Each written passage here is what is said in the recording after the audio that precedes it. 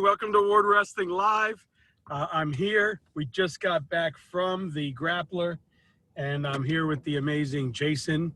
I've only learned his first name, but you guys will know him as Southeast Wrestling. And he's here with me today. And we're going to go over the great experience that we had at the Grappler. What a tournament. It was amazing. A few things I did learn about Jason, if you didn't know.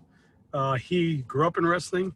He was a high school wrestling coach down in Florida, and he transitioned into now being Southeast Wrestling, and he travels around the Southeast, focuses on the Southeast only, the Southeast kids, and you guys have probably seen his content, and a lot of cool pictures have come from the Grappler already from him, and I got the pleasure to meet him and get to know him this weekend. He was a cool little mentor for me at my first really big tournament, so I appreciate that. And we've been talking about doing a show. We really wanted to go live from the Grappler, but he'll probably giggle when I say this. I didn't know what to expect, so I was so confident we could go live, and there was no chance in hell, because this thing was 2,000 deep, and it was wrestling that you didn't want to miss. So it was fun. 23 mats going all the time. Yeah, so man, I want to welcome you to the show. We're not doing it with my fancy background or anything. I'm just in my truck. You're in your lazy boy, and we're just going to talk a little bit about the Grappler. So, first of all, welcome to the show. Thank you for coming on. I'm glad you had a safe drive home. Man, what did you think of this weekend? So I thought it was really some really good competition. It was interesting to watch the kids compete after some of them not being, in competitions for quite a while because of the whole coronavirus and everything else. Southeast brought a lot of kids. Michigan brought a lot of kids. Saw some real good kids from Ohio and California and everything else. Competition was deep. And, even if you went over to the varsity division, which I didn't really get a chance to watch very much, because of the way it was broken up, the varsity division was very deep.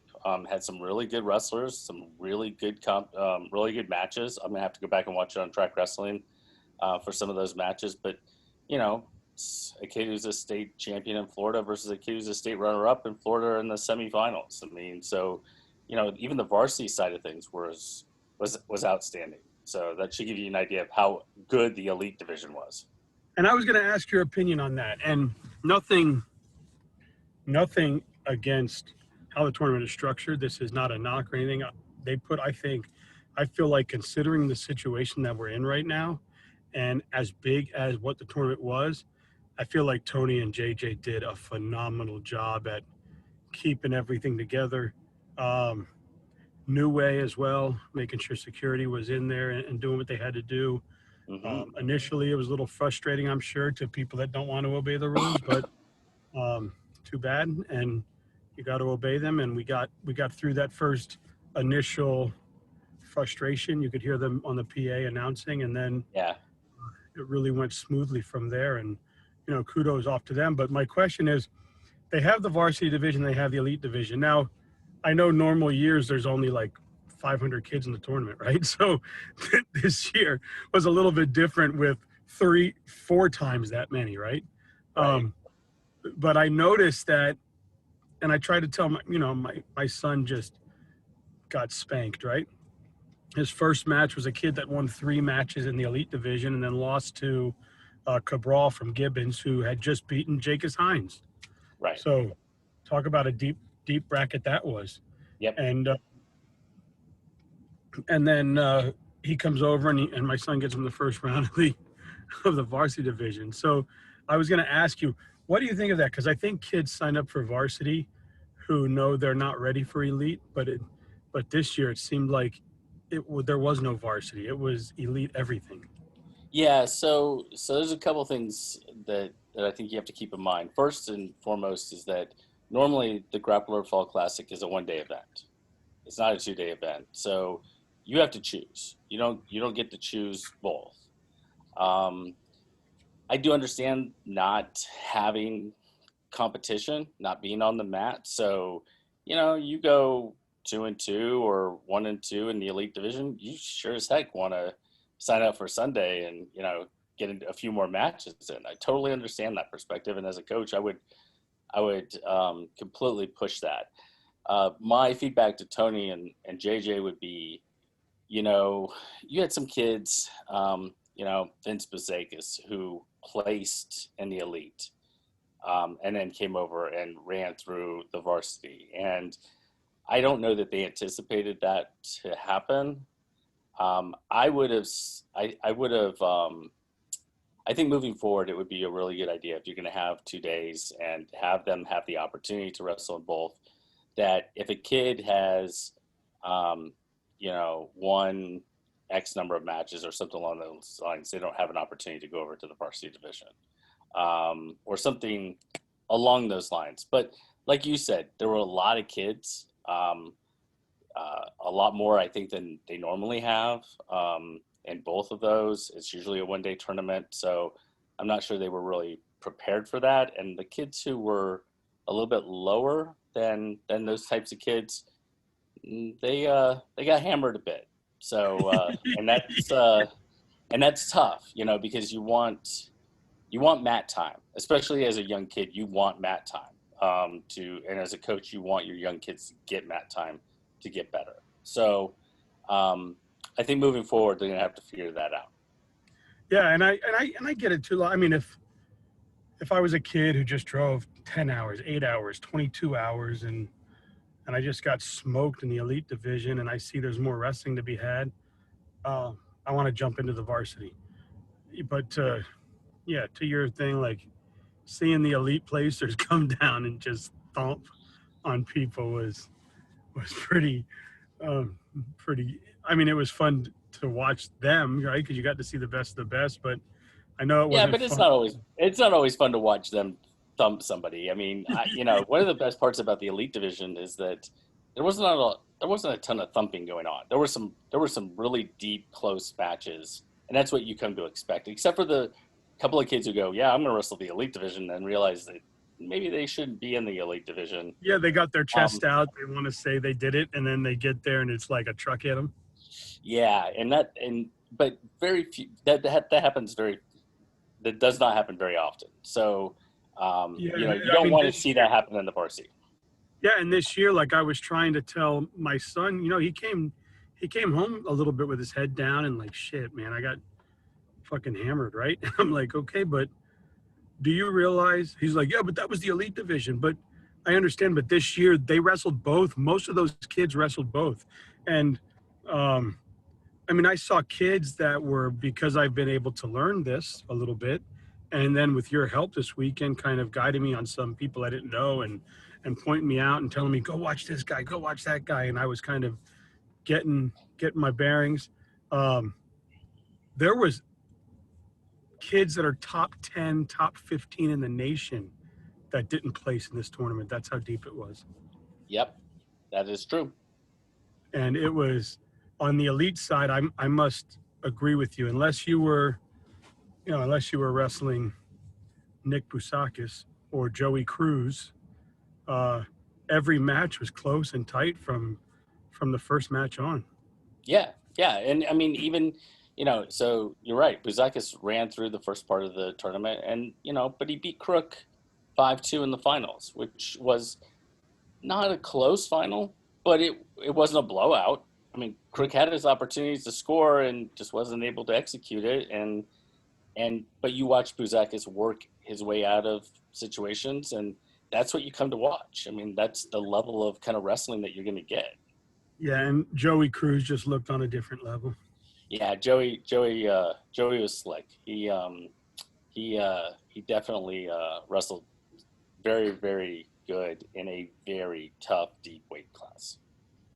So, me being the dumb idiot that found wrestling 10 minutes ago, and you being the smart, educated one that's been in it your whole entire life, this may make a great conversation. I'm going to try to remember kind of things, but maybe I'll just ask you a question and see what happens. But okay.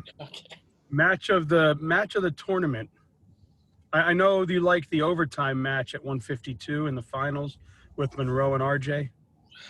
Yeah, did they go overtime? I don't remember if they went overtime. I don't think It they felt did. like it. But yeah, it was a fantastic final. I wrote this in my write up that I just posted either last night or earlier today. Watching Camden and RJ over the last couple of weeks, watching them earlier in the tournament, I would have put money that RJ was going to win. I just thought he was, he looked sharp. He looked like he was going to, he was going to take it to it. And Camden wrestled a fantastic match. JJ and I were talking after the tournament, and it was a fantastic match that could have gone either way. And Camden made the most of his opportunities, and he really wrestled great. And I thought it was great. But the matches. So I love all the finals matches and everything else. But some of my favorite matches to watch, not necessarily shoot with the camera, and I'm taking a lot of pictures, so it's really hard to keep track of everything that's going on. And there were times I put the camera down just to go watch matches. But the matches I love to watch are the blood round and the matches of kids coming back through the brackets, because those are the matches that they are grinding, and they're a lot of fun to watch kids who are so close to one another on a match that you're going to get eliminated from the tournament. And those matches are almost always just knockdown, drag out matches. Yeah, there was a match there, and maybe you can help me. It was CFWA versus, I want to say, Terry Styles. And it was like the semifinals or finals of, what was that mat? I think that mat was 7-8. It was one of the Rivera brothers and a kid from, I think, Terry Styles, and it went triple overtime to sudden death. And Rivera held him down, and the whole place was going berserk on the second day there. Might have been against Colton Bishop. Yeah, it was a great match. And those are the types of matches that you're talking about. I mean, those are the matches, because I think Bishop had won like 3 or 4 in a row, was marching his way back through, ran into Rivera, and you've got, and they're in the blood round. The next person who wins is on the podium, is making top 8. And yeah, and they go into sudden victory, or they go into ultimate tiebreaker, and a ride out wins the freaking match. You saw match after match of those types of matches that are just unbelievable to watch. And they're a lot of fun from a fan's perspective. From a coach and the wrestler's perspective, I'm not sure they feel exactly the same way. I'd love to ask them.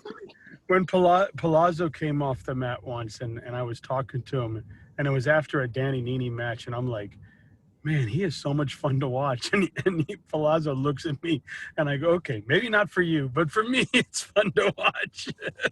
Yeah. Because him being the coach, it's probably intense for him, right? Yeah, well, I mean, it's intense, and he's probably a little frustrated. He's like, why didn't you finish this? Why didn't you do this? Why didn't you do that?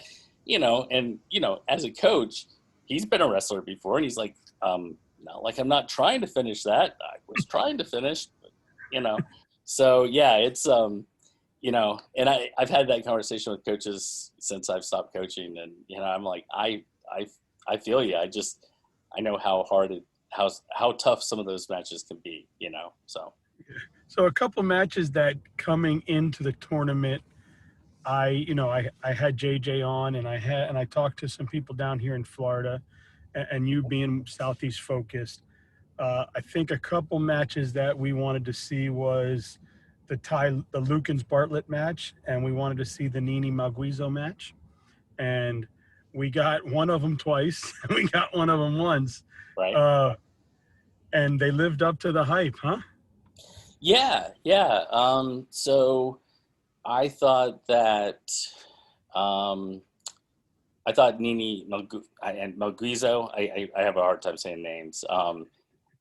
Especially that one. Fantastic match. really probably could have gone either way. Nini probably, executed maybe just a little bit better to be able to get that win. I thought Lukens wrestled a little tight in his opening match with Bartelt, and he didn't wrestle tight in the third, fourth place match. He wrestled more like you saw him wrestle in the state finals last year, and that happens. You got a number one next to your name. You're a top seed, and there comes a little pressure with that. And if you're a senior and there's college coaches around, and they're watching what you're able to do, you can wrestle a little tight. Once you've lost, it becomes maybe a little bit easier to kind of wrestle the way you're just used to wrestling. And I don't know if that was the case with Ty. You'd have to ask him. Just from an outsider's perspective, watching the match, he just looked a little tight to me in his first match with Sawyer, and he didn't look that way in the second. Yeah, and I know we mentioned this a little bit, a couple brackets. I know we briefly spoke about 152 on the elite division. I feel like 125 and 152 might have arguably been the deepest two, right? Maybe 171 as well, where Ty and Bartlett were. They were at 89. 89, sorry. 71 lost its luster when Gabe Arnold and Matt Singleton weren't there. Okay. Manny Rojas rolled through the tournament, looked absolutely fantastic. Rojas is from Michigan. I would say 25, 52, 45 were there. 40 with Caden McCrary and Jack Crook, Jaden Scott, Jaden Gomez, I believe. Those are some of the ones that I was paying attention to. I was probably one of the kids I was singly most impressed with was Michael Killick from Woodward Academy in Georgia. Jeff Reagan came up to me at the start of the tournament and said, Michael is on another level right now. He is wrestling absolutely fantastic. And I'm like, all right, let's see it. And you know what? He was unbelievable. I have not seen anybody destroy Porter from California the way he did. He controlled Nick Fee from New York. He just looked superb. And that 125 bracket, I had, I've had some of those kids on, but I had Carlos Negrete Jr. on going into the tournament. Oh, did you? Yeah, he's, 6 or 7 in the nation. He's an absolute stud coming out of California, he and Joey Cruz. And I think the expectation was he was going to jump right through it. He definitely looked in better shape than everybody. He definitely looked like he has a gas tank on him. He never stops moving, never stops dancing. He goes left, he goes right. He's like a switch hitter, right? It was so much fun to watch. I know in going into day 2, he got beat up a little bit there in that round where he had some stitches and some blood, and I know it was a little bit. Yeah, it was bothering him a lot in those matches towards the end because he couldn't get any momentum going because they'd have to stop him because of the blood. So yeah. But that being said, that kid from Texas, Nick Fay was his name?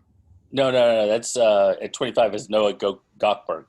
Noah Gobbler, but Texas, right? Yes, Texas. Yeah. Mm-hmm. And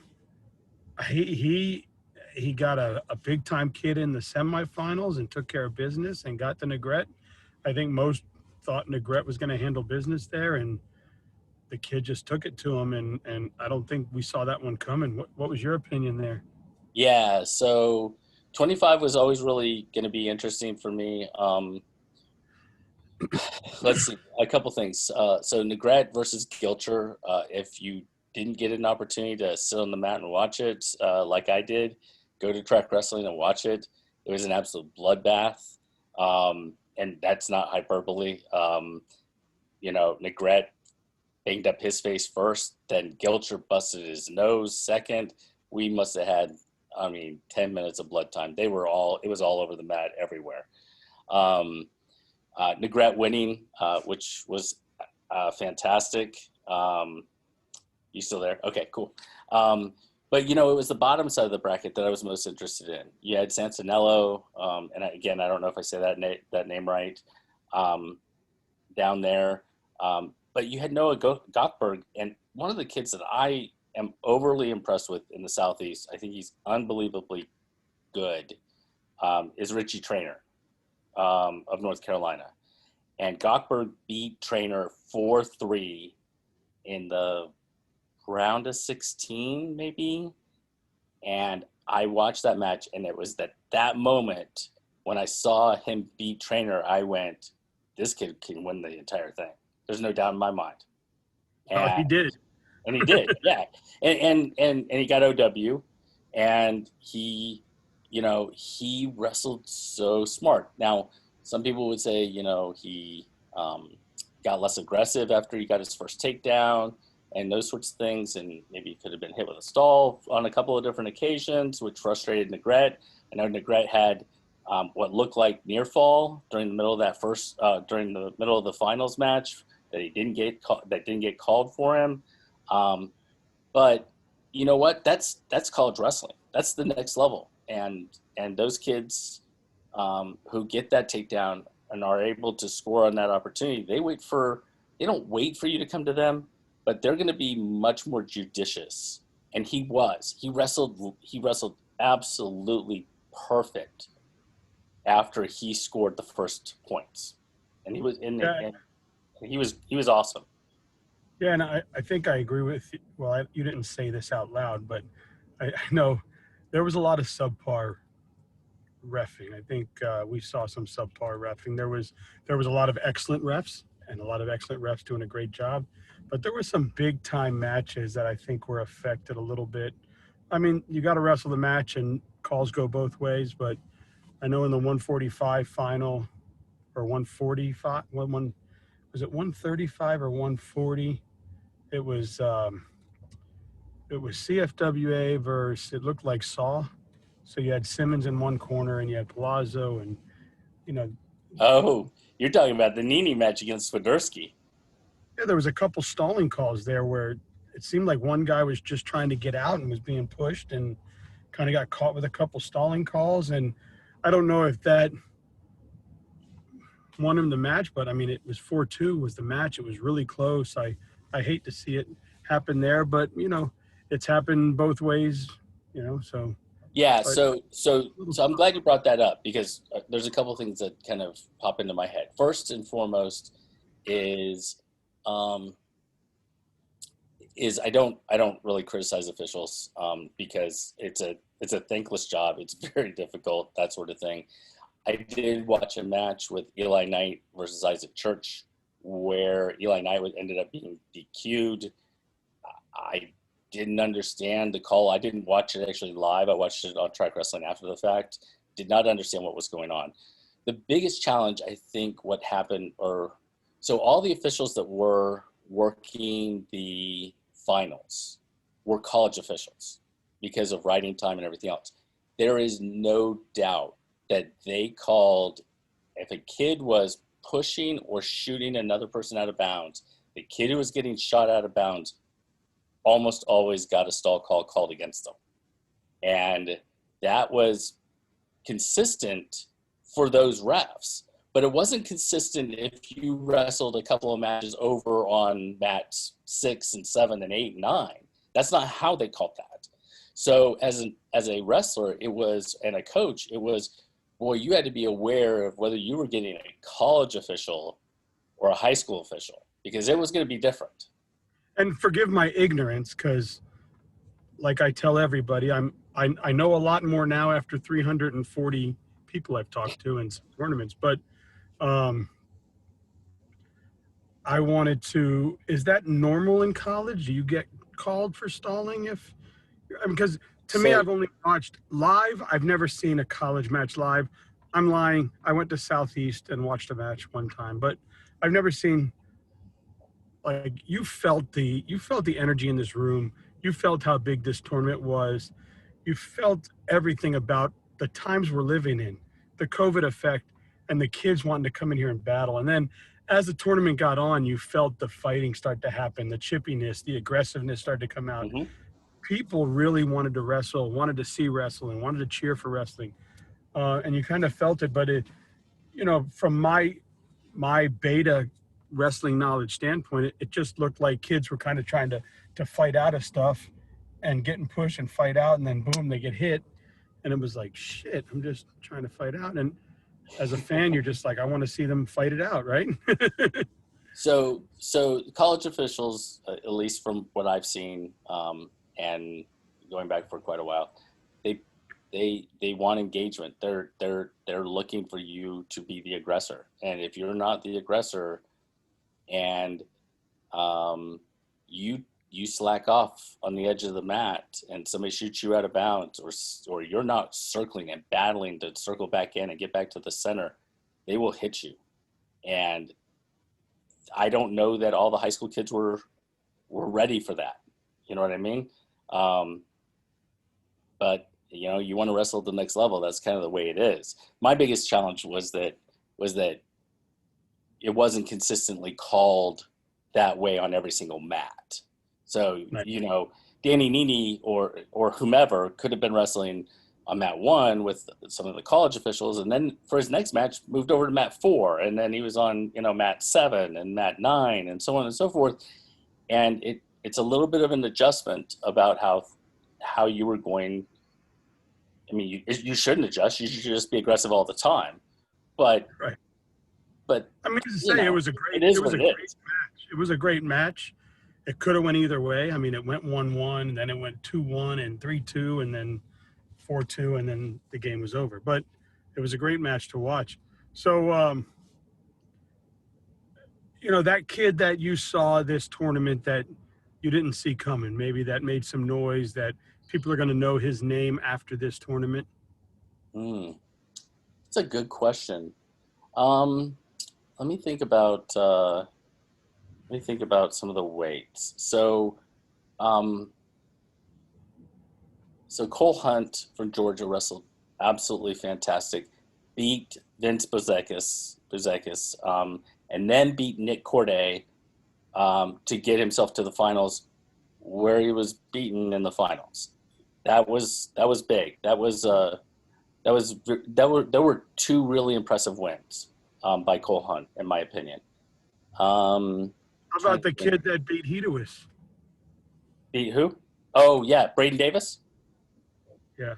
So Braden Davis, yeah, but see, Braden might be nationally ranked now. So, I mean, not from off the radar. And again, Cole Hunt's not off the radar. So it's kind of hard to kind of pick out a kid that kind of came from nowhere. Oh, a kid that I was super impressed with was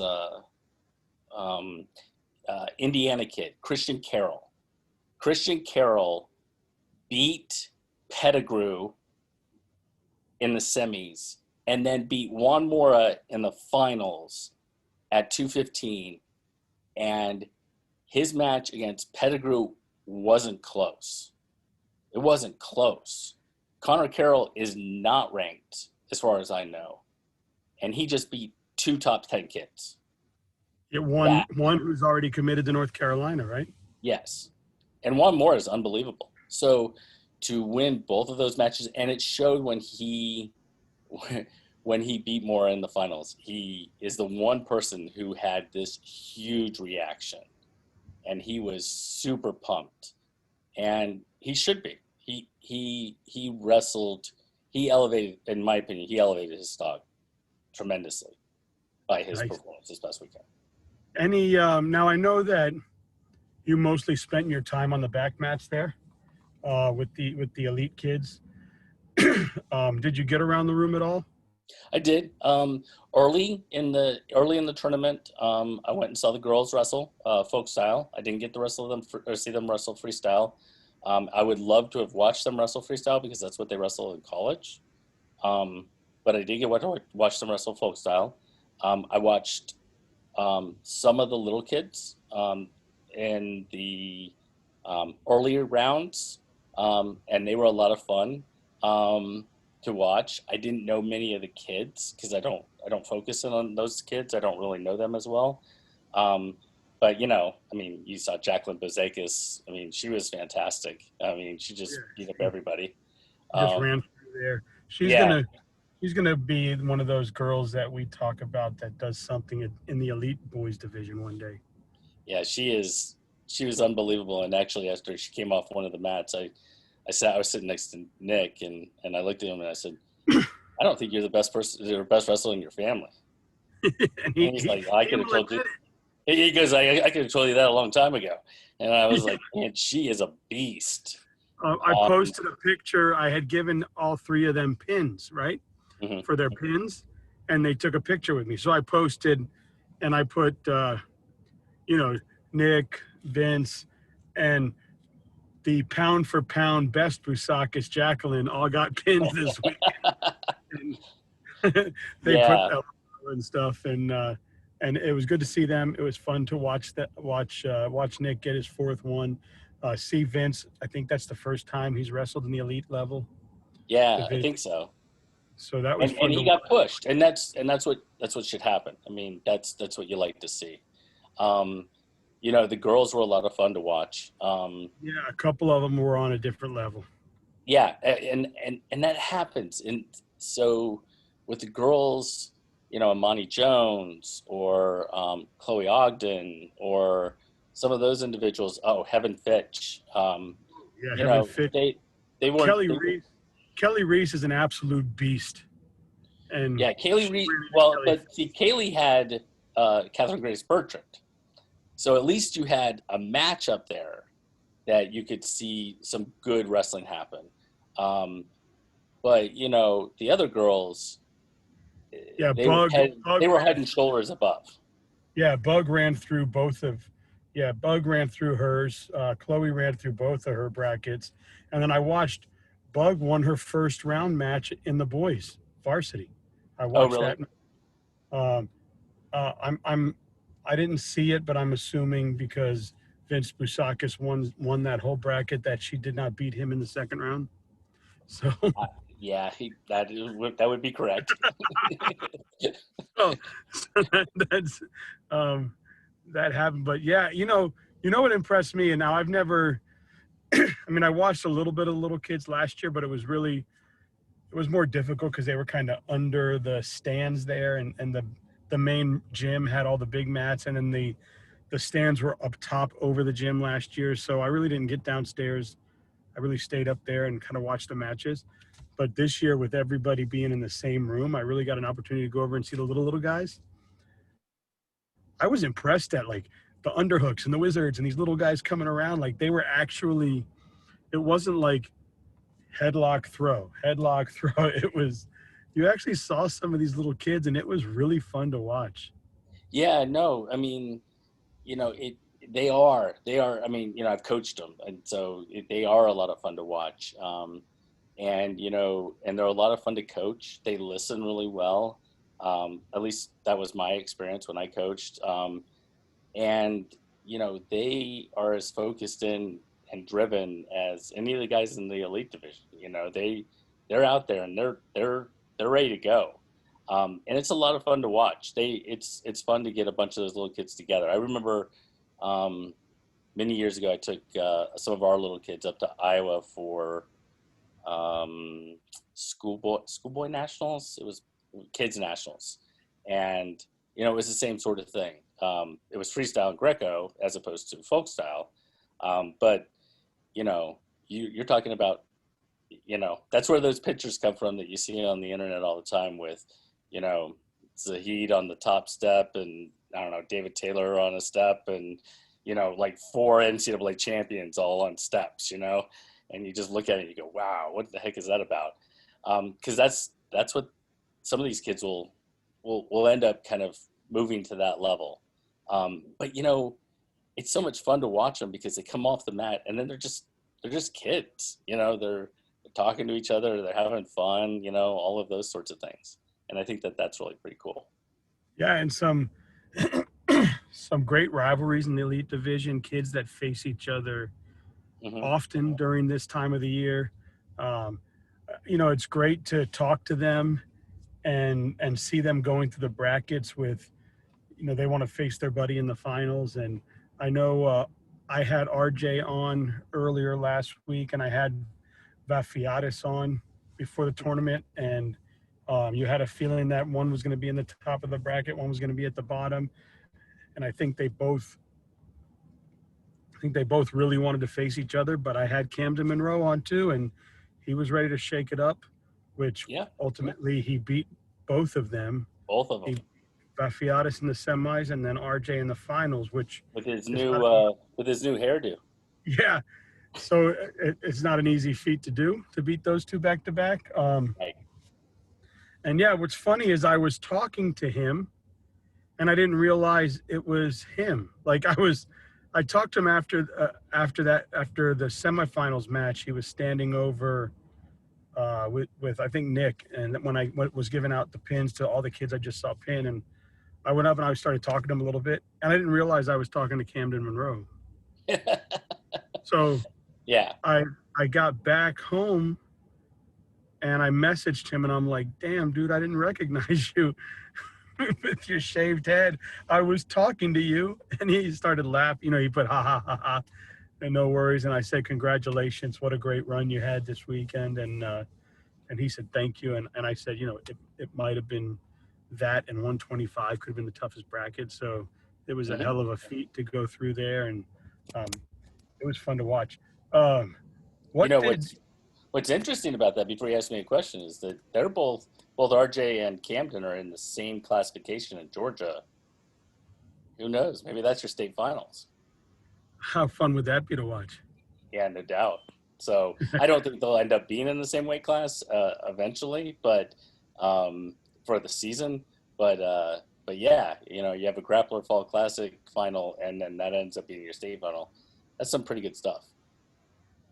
Yeah, I would like to see them wrestle again. Yeah, no doubt. Like no doubt. 10 times. Yeah, absolutely. Yeah. Like after I watched Chris and Frankie in the state finals last year, I said I'd pay $100 to go into a gym and watch them do like 5 out of 7 or 7 out of 10 or 20 out of 35. I don't know. I'd just like to watch them do that as passionate and as many times as they faced each other. It was. Has there ever been a crowd like that at a Florida State final? So no, not from what I remember. But see, Florida's a little tough. And the reason it's tough is that they give out the awards kind of, along the way. And so by the time you get to the Mikey Tal Shahar versus Easton Tabaya or whatever, and that there's fewer people that are there anymore. You also have 3 classifications for hundreds of schools. So, you don't have, you have your Gibbons, you have your Lake Highland Preps, you have your South Dade, you have your whatever, programs, Lake Gibson, Hampton Jesuit. But the vast majority of kids are 1 or 2 kids from a school, and they get eliminated and the school leaves, the kids leave. They don't stay for the finals. So you get fewer people in the stands watching the finals in Florida than you do in Georgia. Yeah, but not because it's not as good, but because of they're trying to get home after a wrestling tournament. Yeah, it just seemed like that semifinal match with Chris and Frankie, man, even the refs were coming off their mats, coming over there to watch it. Right. And if we had the ability, because Florida doesn't seed and is completely a formula of putting people, that should have been the finals. Not to take anything away from, I think it was Mason Marchbank, who wrestled Chris in the finals, but those are the 2 best kids. Those are 2 of the best kids in the entire nation. And they end up meeting each other in the semifinals of the state tournament as opposed to the finals. Yeah, not only are they were 1 and 2 in their weight class in the country, not just in, so it was pretty cool to watch. But back to the grappler. Yeah, I think Tony and JJ did an awesome job. It was so much fun. Um, Man, I'm trying to think in my head. I saw so many good matches from all over the place. Um, Man, what did you think of the big kid from Sunset? He looked really good. I watched him go through the 32, and he won the 32 qualifier down here, and then he comes up there and he did some big things. Where did he finish? Like fourth or something? Which kid was it? Um, Do you know off the top of your head? I can't look. You said big Two- kid, so Yeah, 215. I want to say 215. 285, 215 or 285. Miami Sunset? Not Sunset, Somerset. Matthew Jimenez, right? Matthew Jimenez, yes. Yes. So wrestled really well. At least from what I saw. Didn't watch a whole lot of the heavyweights. Heavyweight is a tough weight class, just like the 98s, in that they're not as deep as, because of the fact that it's the fall in the Southeast, or even anywhere. And a lot of the heavyweights are playing football. But, for those that weren't playing football, there were some good matches. And yeah, he wrestled really, really well. Beat some kids who were, at least I know in the Southeast, who are good kids, good wrestlers who have either won a state title or at least been on a podium. And for him to do so, was fantastic. That was, he definitely, again, got to parlay that into the season and now beat the Mason Arnolds and the, Tyreek Saps and those individuals who are playing football right now. So, is that going to happen or, is it not? So take what you learn now and apply it to, those football players that are coming back. I watched. So what do we see going into 32? I mean, what matchups did we see this week that we're looking forward to in 2 weeks? Yeah, so it's a good question. I think that if I was basing it on last year's Super 32, some of the finals were probably quarterfinals at Super 32. Just to give somebody who has never been to Super 32 a kind of an idea, there were kids who probably placed at Grappler who will go 0-2 or 1-2 or 2-2 in Super 32. Will it be different this year? That's one of my big questions, because did they cap it? Do they have fewer participants because either the event size is not quite as large, or did they cap it because they needed to for COVID restrictions or things along those lines? I can tell you that being in where we were this past weekend and being in the Greensboro Convention Center, it's a little bit different of a size. Not huge, not hugely different, but probably a bit.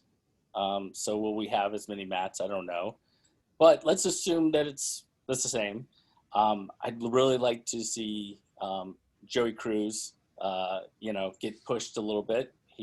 Not that he wasn't pushed, but he was. He wasn't pushed. He was pretty outstanding, honestly. I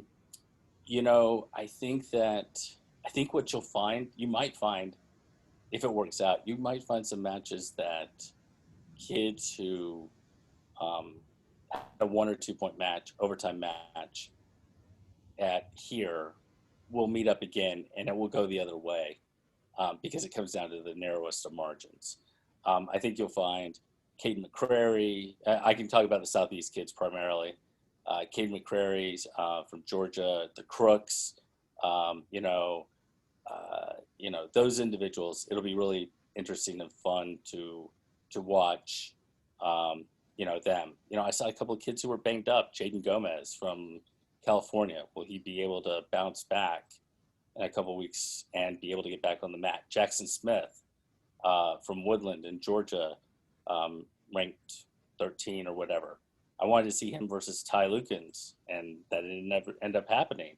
Well, yeah, isn't it great? Isn't it great going to get his stitches out by the time Yeah. I mean, he was dripping. and I don't know if we normally get as many Michigan kids down at the Super 32. It'll be really interesting. We were also missing some kids from across the Southeast that, Caleb Henson, Chase Horn, Cody Chittum. Chittum was who's number one, at 145. I think that's where he beat Wyatt Henson. But do you think it happened? Everybody signed up for the Grappler because nobody knew what was happening with the Super 32, right? Because usually the 32 would have happened already. So nobody... It wouldn't have happened, but it would definitely, the registration would have happened. The registration would have happened. So do you think that a lot of those kids signed up for Grappler saying, well, I want to get some wrestling in, and then when 32 released, yeah, we're going to do it in the same place, did some of those top seeds back out because they only want to make one trip? And on the other hand, is Super 32 gonna lack some of those top kids that came to wrestle at Grappler and don't either want to or can't afford to make the trip twice? Yeah, so I think that I don't know why Gabe Arnold didn't make the trip. That would be really interesting. I know Matt Singleton had gotten injured, so I talked to Reagan. It sounds like he'll be back. Singleton is definitely a kid I would expect to be there if he's healthy.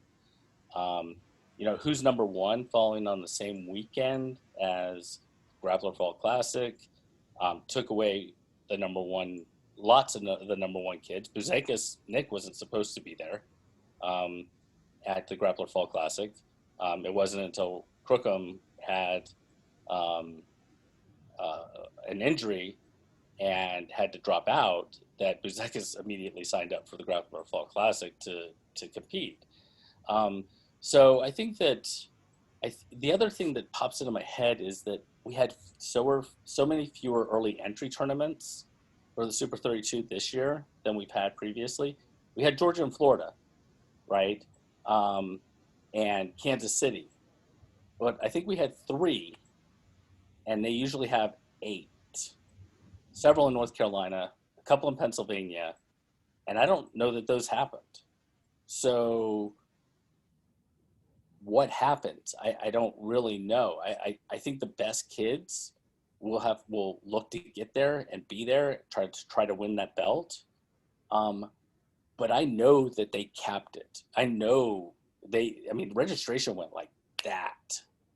Now, do you think, I didn't get to meet him personally. Somebody did pass me his cell phone number, so I will be contacting him to see if he wants to come on the air. But the gentleman that owned Super 32 was at the tournament. Two things. Does he typically come to that tournament, or was he there for the sole reason to say, okay, I like what they did there, I don't like what they did there, that's too much, that's too little, we can add more, we can't add more? Was it more of kind of let's see how this goes before we get to us so we can make some adjustments? Yeah, so I didn't talk to Dave Barker. I assume you're talking about Dave. Yeah. I don't know that I've even really met Dave. He's been around North Carolina forever. He and Sarah and started Super 32 so long ago. But typically the day of Super 32, they're so busy you can't see them to save your life. So I would guess that he was, and this is totally a guess, but I would guess he was there to see the venue. He was there to see how it was laid out. I would venture to guess they might be using the new wave protocol, or in terms of COVID restrictions and things along those lines. How weigh-ins were set up, all of those different things. So yeah, that would be my guess of the reason that he was there, to try to, because he wants it to run smoothly. He wants it to run well. Sure. And Grappler Fall Classic served as kind of a pilot for you. I mean, there's a lot of kids with certain protocols in place. It was a really good opportunity for you to see what worked and what didn't work.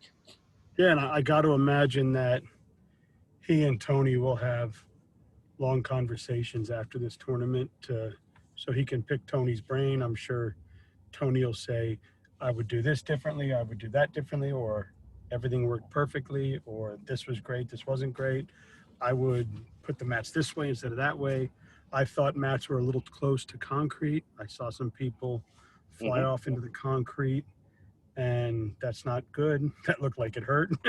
I'm glad it wasn't me getting fallen on the concrete. And I don't know if you could or couldn't have. I mean, I think if he does it again that close, he'd probably get some extra padding or something to put around there. But well, I don't know why we used the small mats off of, except for the two large mats. I don't know if that's a logistical thing. At Super 32, typically all the mats are the size of mat 2 and 3 okay. at the Grappler. They all are, unless you go over to like the elementary division, which they don't have this year. Then you get a little bit smaller of mats. So I agree with you. I would have pushed it all the way to the edge. I would have used larger mats to go all the way, but that's assuming you can get them. I mean, we're in Myrtle Beach, right?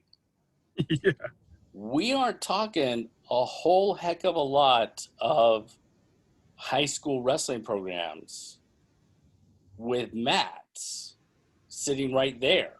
I mean, how far do you have to pull them in from to get 23 full-size mats?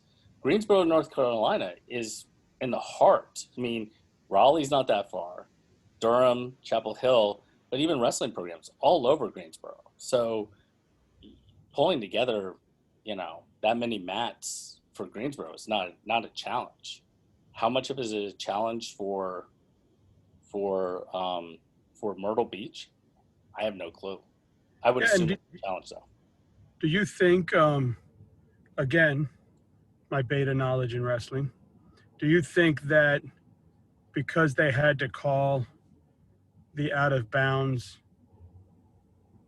not really out of bounds in a lot of matches because of how close either the scoring tables were or had to be, or the concrete, do you think it affected some outcomes? I think there's no doubt. I mean, there's a couple of things. First, I think that the officials had to be more conservative, and when they were calling it, out of bounds. I mean, not even running the concrete into the table. You saw it running onto another mat, where mat 7 and mat 5 were sitting right next to each other, and you have a kid extended out of bounds. You got a kid extended from 7 out of bounds into 5, and they're basically in the wrestling area of the other mat. I think that officials immediately stopped some of that action. And the other part is the Grappler is supposed to be college out of bounds rules, and I don't know how that was even going to happen with the size mats that we had. Not that it was bad. I'm not being critical. No, listen, I think it was a amazing tournament. I think, I'm looking back at pictures that are reminding me, because when you're in the room, you can tell there's a lot of people there. But when you look back at pictures, you're like, holy shit, there was a lot of people there, right? Well, and I want to say, I think this is really important, because I took a picture that had a ton of people all over the place, right? And I'm sure you did as well. And I want to communicate, if anybody watches this, they did a great job for the COVID restrictions. Absolutely. They were cutting bands. People were wearing masks. Unless you were the wrestler that was on the mat, I don't know if masks were going to stop all of things from being transmitted or anything along those lines. but they did a great job. Listen, And they were walking. I'm watching a semifinal match on Mat 1, which is enormous, and they're walking right up to the coach in the middle of a call who's yelling at their kid in a semifinal elite match, and they're like, "Coach, the mask." And the coach is like, "Go fuck yourself. I'm trying to call the match." And they're like, "I'll do that. I'll go fuck myself, but you got to put your mask up first." and, and and I get it, because their adrenaline's pumping. They're trying to watch the match. They're trying to call a match. And security walks right up to him and is like, "Coach, mask up." I think that might have happened to Terry. Absolutely. Boy, he's small, but he is all fire. He is. He's a great guy. He's a great Yes. guy. And he is. And you might actually have been talking about that match. That it was him that he walked up to, and he might have said those words back to the guy. Yeah. And the security guy said, "You either put it up or I'm going to take you out of here." And it was a tense moment. It was, but you know what? They did a fantastic job. And I get the coaches. Yeah, You know, and there's a yelling lot of and- positives that came from. I mean, it was probably the best tournament of that size that's been put on that I've seen, through national media and stuff. And I'm sure you've been to some. Tony, I mean, I think he did a phenomenal job. But, like anything else, there were some things that I thought, in my opinion, caused some outcomes to be different. Not Yeah. reffing wise, just setups, right? There's a kid, he's into a shot, he's got a leg, he's about to turn, and they're a foot in bounds, but it's too close to the concrete, and they call caution or whatever the hell it is they call, and they stop it. Yeah. And you're like, shit, that could have been 2, that could have been whatever. Yeah. Well, and So, I actually saw some that were paused or stopped, and both wrestlers had 1 foot in and 1 foot out. And they're both inbounds. And, yeah. One's getting ready to shoot another person off the mat. And rightfully so. The safety, it's about the kids being safe too. Like, we don't want any kids cracking their head open, being in the corner of a table and getting that corner right in their back, any of that stuff. So the refs had to do what they had to do. And Lukens fell and hit his knee on the concrete. I think in his second match, and he had to take injury time. And you hit it wrong. That's a terrible situation. So certainly, but again, you would really have to talk to Nue or Tony or Dave or any of them about the logistics of the mats, because I wonder if that really played a huge that was a challenge as it related to being able to get larger mats for all 23, or maybe they wouldn't fit. I don't know. Yeah, and I hope it doesn't sound like we're just bashing them, because we're not. We're talking about what happened, what went on. There was a lot of really, really, really good things that we spoke about already. Great matches. I think the decision to adjust and go all the way through the quarterfinals instead of up to the quarterfinals was good. I think they handled that well. I like how when we came in the next day, they had everything shifted and they made sure, okay, back mats are only going to be the elite. Mat, 10 through 17 is going to be where we do varsity. Mats, whatever it is going to be the youth, 13 under, 11 under. And we're going to keep everybody in sections. We're going to keep it running. It would have been hard. I mean, it would be hard to say it could have gone faster. I don't think it could have gone faster. I think it went as quick as it can go. No, I think you had a challenge with the varsity on Sunday simply because you had so many kids move from the elite down to the varsity, which blew up those brackets to be a huge tournament that made it go longer than you maybe normally. I mean, there was 50, 60 kids in the varsity brackets. It was unbelievable. And fun. and great to watch. I think everything they did was amazing. I loved watching it. But yeah, but ultimately the wrestling was top notch, I thought. Yep, especially after being gone for so long. That's one of the things that you're really, I mean, from my perspective, you want to see. So I think that it was pretty evident the kids who used their quarantine time to work on certain things, and they made some jumps. And not to be critical of any of the kids, but there might have been a few kids who maybe didn't utilize that time nearly as well as some of the others did, and it might have showed in maybe their conditioning or a few other things. And it's hard to come to a beast of a tournament and be in a tough ass match and and not be able to go for the 6 minutes that you need to go. Yeah, and You haven't, I've only you haven't been been to training as much. one Michigan Grappler, and that was last year, and it was great. And everybody has said that it's always a top-notch tournament. It brings in a lot of top people, but nothing to what happened this weekend. Yeah, and I think that there's two reasons for that. One, I think that people haven't been on the mats, so I think they want to be on the mats. And then I think number two was um, we had quite a push from the Southeast. I think we had a ton of kids from South Carolina, North Carolina, Tennessee, Florida, Georgia, who came out. I'm not saying you wouldn't have had the same push in Michigan if you had it, or in Pennsylvania if you'd had it there, because they want to be on the mats too. But the Southeast responded in terms of numbers. Yeah, with easy drives. Um, I talked to a lot of kids, like Palm Harbor, um, and people like that who said normally one or two kids go, but since we could drive now, we're just going to fill the vans up and fill the trucks up, and we're going to bring Right. everybody. And they had 14, 16. I think one club told me they had 22 kids with them. Um, so that was awesome to see. A lot of Florida kids um, did some damage this weekend. It was really good to see. You saw what 19 placers, right? So they took Yep. second in the team cup, and Hmm. not by much. I And think we're it was talking like about 19 in the elite only. We're in not the talking elite. about it in Yeah, any other if thing. you go to varsity, there was even more. There was Uh, tons. Right.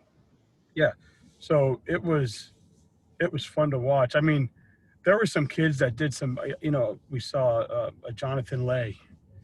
Uh, I saw him Hmm. wrestle some really really good matches, and he looked really good. And I'm excited to see what he does throughout the rest of the season. Seeing Ty Lukens and Bartlett go at it. Bartlett is a transfer over to a new school this year, and um, he looked really really good. Who else? There Yeah. was the Jimenez from Somerset, but there was another kid from Somerset, a lighter kid because I don't think you can get heavier. A lighter kid that made some noise, and I want to remember his name, but I can't. Uh, I'll tell you the kids that you that I always look at are the kids like so Danny Walker's nephew, I believe, Alex Walker, Dylan Cohn from Florida.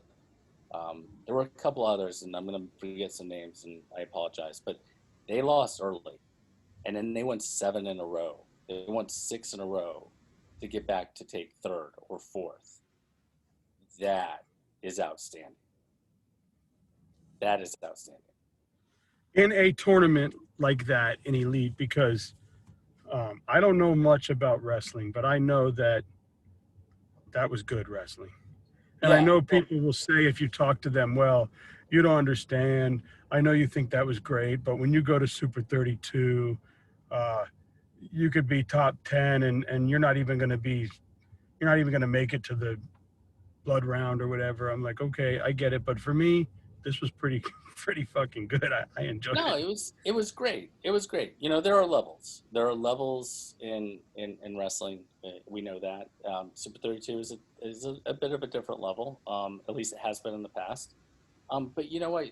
That's not any knock on Grappler Fall Classic or Journeyman or some of the other kind of preseason tournaments and things along those lines who have some fantastic kids wrestling and kids who do equally as well in both of them.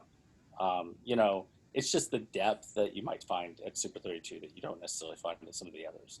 But Yeah, because I correct don't me know if that I'm. they get much deeper than some of the weight classes we saw this weekend.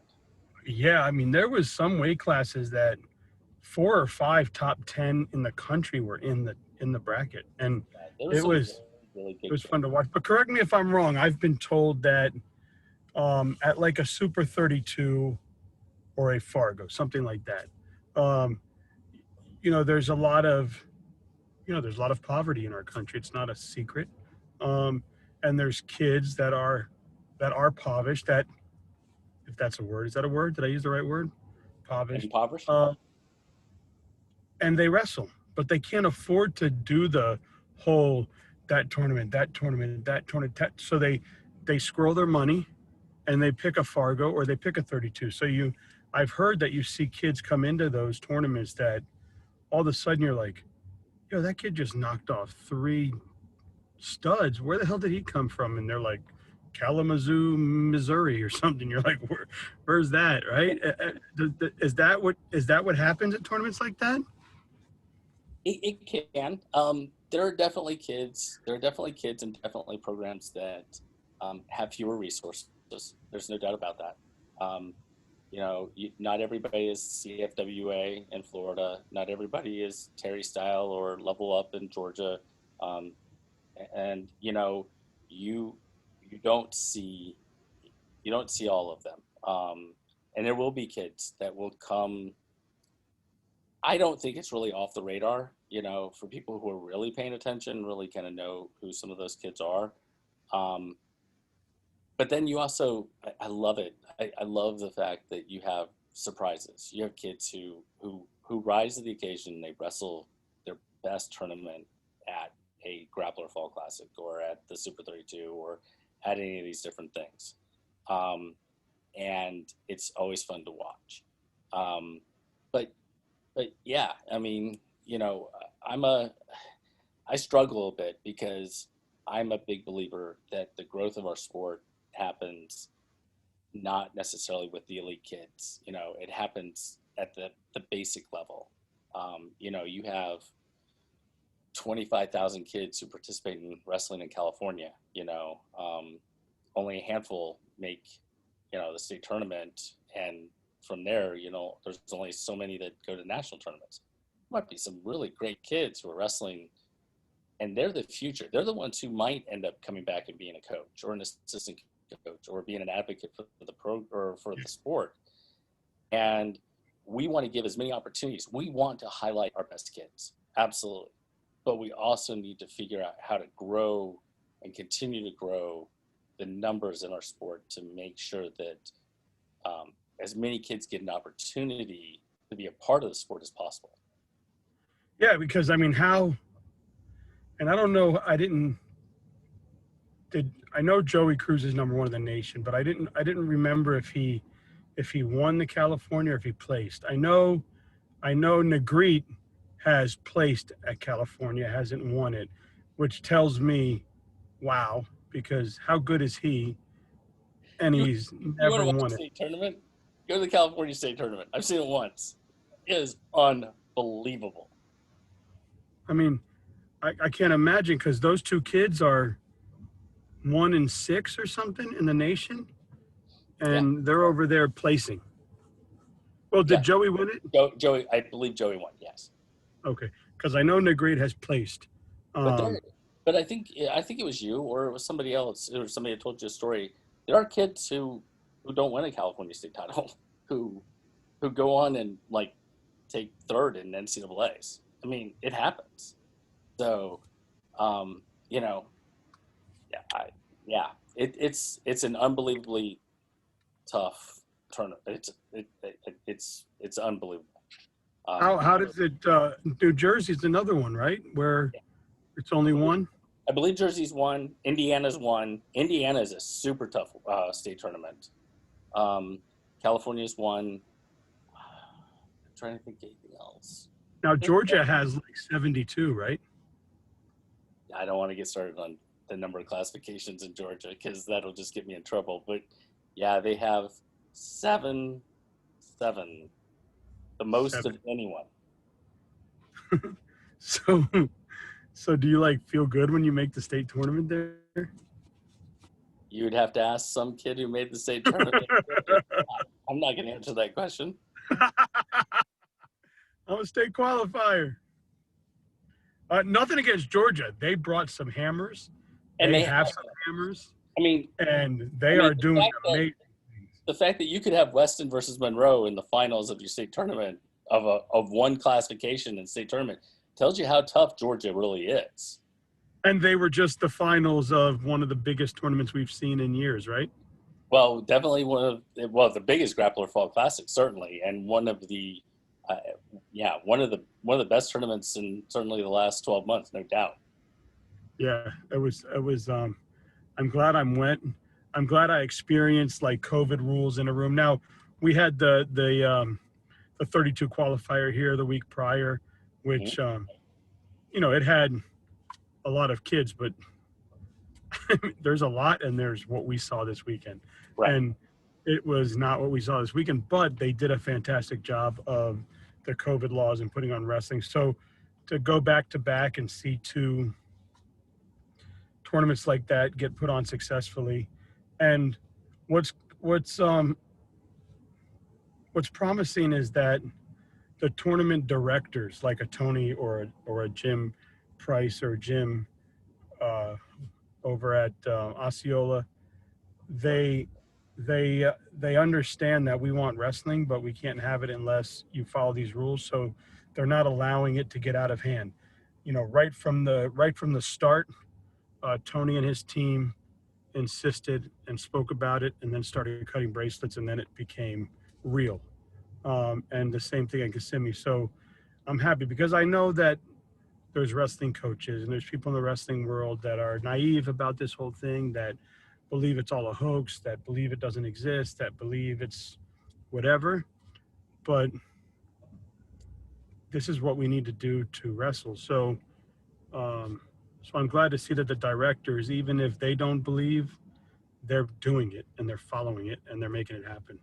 Well, it only takes, I'm a firm believer in this. It only takes one incident in a situation like this, and the state high school associations will shut it down, and you won't have a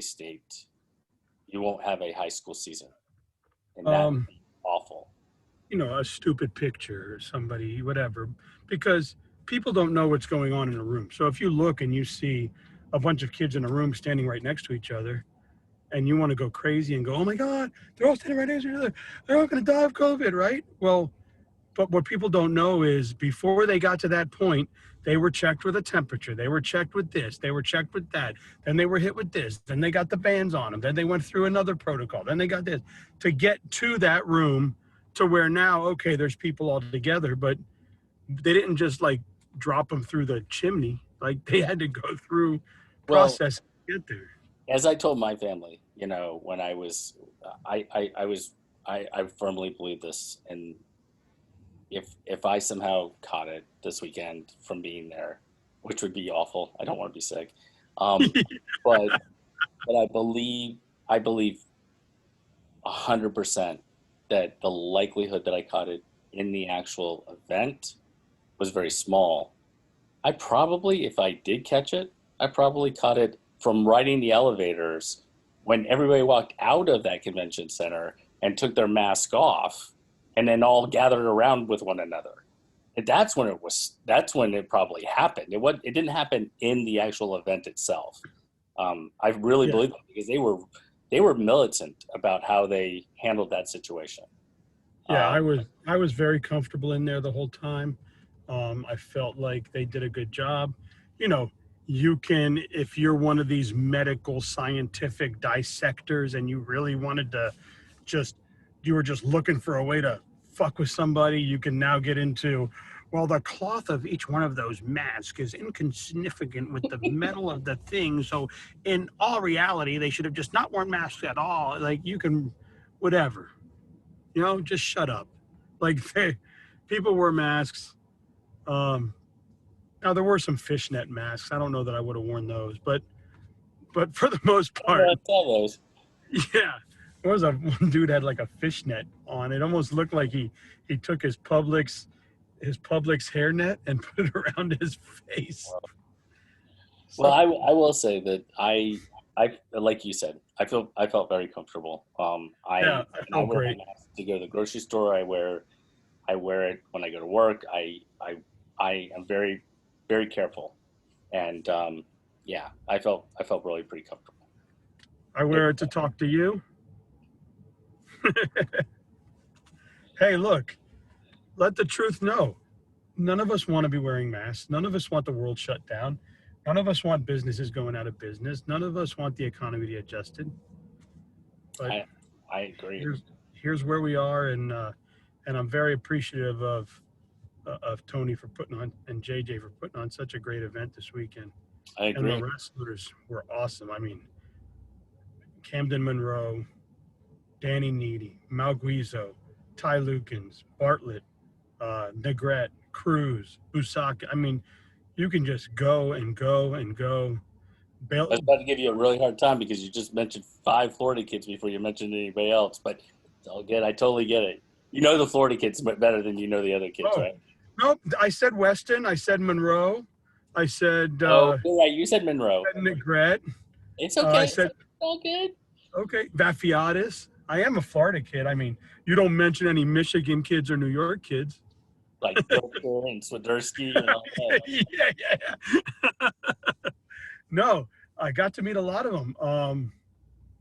And it was great to see them in person and say thank you to them for coming on my show.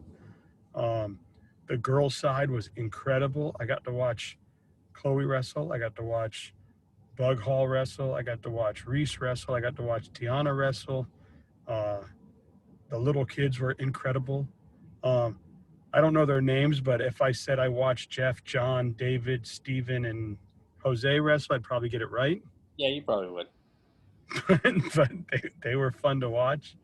And man, and getting to meet you and getting to know you has been fun. I feel like it's the start of a cool relationship. I agree. It's a great sport. We have a wonderful time, and more we can talk about it, more we can share, and all of that. More kids that get involved with it, the better. Now, will you be back at Myrtle Beach for 32?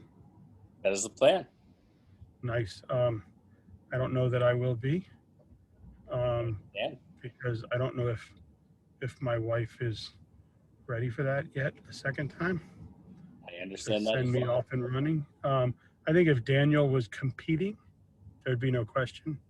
But he's not. I'm trying to push. It'd be good to have him there to go experience it and watch it. But I think in a normal event atmosphere, that would be good.